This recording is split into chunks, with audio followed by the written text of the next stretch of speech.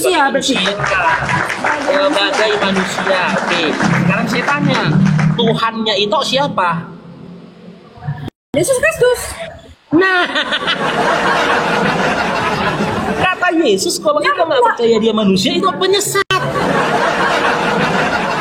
Di sini Yesus mengatakan dia manusia. Yang nggak percaya dia manusia, dia si penyesat dan antikristus. Gimana yuk? Dengar dulu.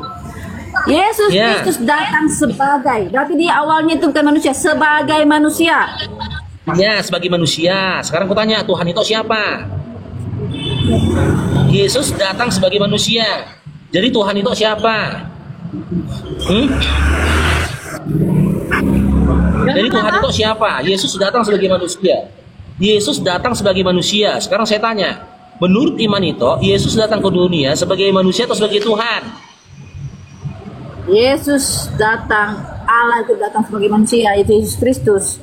Tetapi ketika malaikat Tuhan berarti Yesus dengar dulu. Malaikat Tuhan mengatakan ketika Yesus lahir di mana namanya? Di Bethlehem. Malaikat yang berkata, bro, malaikat berkata, telah lahir bagimu Kristus Tuhan.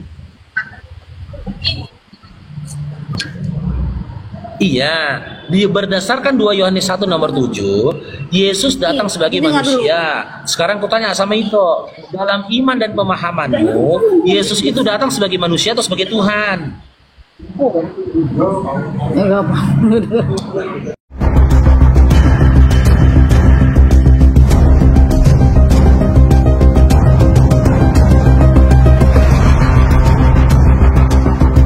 Assalamualaikum warahmatullahi wabarakatuh.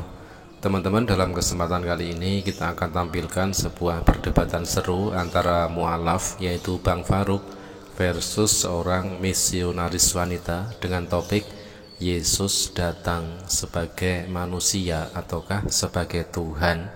Nah, bagaimanakah perdebatannya? Langsung saja mari kita simak. Manusia berarti. Sebagai manusia. Oke.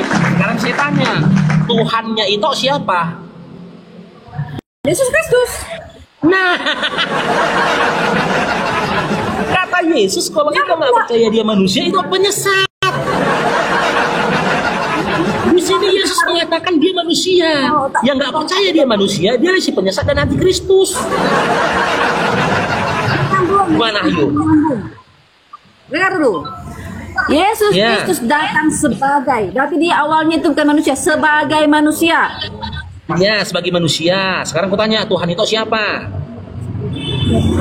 Yesus datang sebagai manusia. Jadi Tuhan itu siapa? Jadi Tuhan itu siapa? Yesus datang sebagai manusia. Yesus datang sebagai manusia. Sekarang saya tanya, menurut iman itu, Yesus datang ke dunia sebagai manusia atau sebagai Tuhan? Yesus datang, Allah itu datang sebagai manusia, itu Yesus Kristus. Tetapi ketika malaikat Tuhan berarti Yesus. Dengar dulu. Malaikat Tuhan mengatakan ketika Yesus lahir di mana namanya? Di Bethlehem. Malaikat yang berkata, bro, malaikat berkata, telah lahir bagimu Kristus Tuhan. Iya, berdasarkan 2 Yohanes 1 nomor 7, Yesus datang sebagai manusia. Sekarang kutanya sama itu, dalam iman dan pemahamanmu, Yesus itu datang sebagai manusia atau sebagai Tuhan?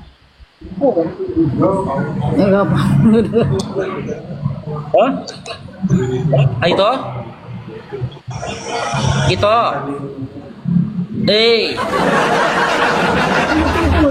Tunggu. Sebagai Tuhan atau sebagai nanti ada, besok lagi.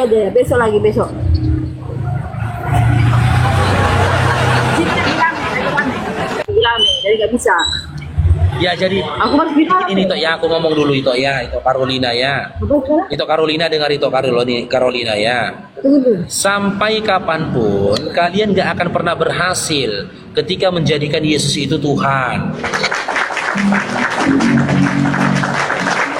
Tuhan yang ada pada kalian itu adalah Tuhan-Tuhanan yang dihadirkan oleh pemikiran Paulus itu sendiri. Datanya mana Faruk? Datanya di Roma 14 nomor 9. Ketuhanan dari Yesus itu hasil konsili dari Paulus itu sendiri.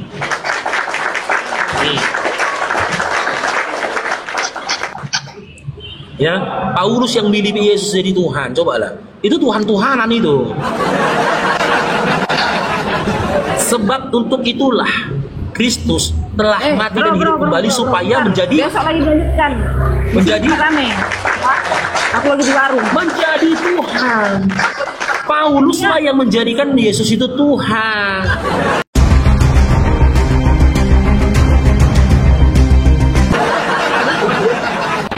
Itu mau menyembah pada sosok yang dipilih oleh Paulus. Teman, pada catatan sejarah Paulus itu nyembah pada Yesus. Berat teman-teman. Kalau kalian menolak ini, berarti yang kalian tolak itu Bible kalian sendiri.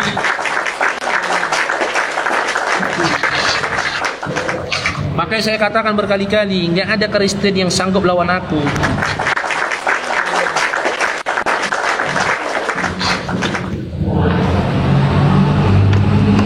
Faruk, kamu cocoknya Kristen loh, balik lagi aja. Oh malu lah, aku punya Tuhan nggak bercelana, aku pulang nggak aja.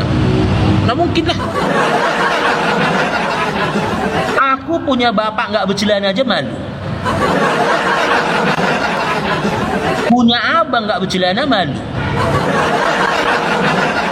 Punya anak nggak bercelana di muka umum malu. Masa aku harus bangga punya Tuhan nggak bercelana? Enggak. Karena mau aku punya Tuhan nggak bercelana, enggak aja. Mulutmu kau bilang, iya betul lah. Kutu taping lo teman-teman. Kalian mau nggak punya bapak nggak bercelana? Mau nggak? Siapa di antara kalian yang mau punya bapak nggak bercelana? Siapa? Hah? Ada yang mau punya bapak nggak bercelana? Ada. Nah nggak ada kan? Sekarang aku tanya, ada nggak di antara kalian yang mau punya Tuhan nggak bercelana? Ya hidup itu pilihan, ya malu lah. Jangan kau tawar-tawarkan aku gitu loh. Malu lah. Masa bertuhan tapi Tuhan yang nggak bercelana? Dalam Kejadian 3 saja, ketika Adam memakan buah larangan itu, buah pengetahuan itu, tahu Adam dia nggak bercelana, ditutupinya badannya, tutupinya kemaluannya dengan daun. Malu dia. Masa Tuhan nggak bercelana? Itu logika sederhana.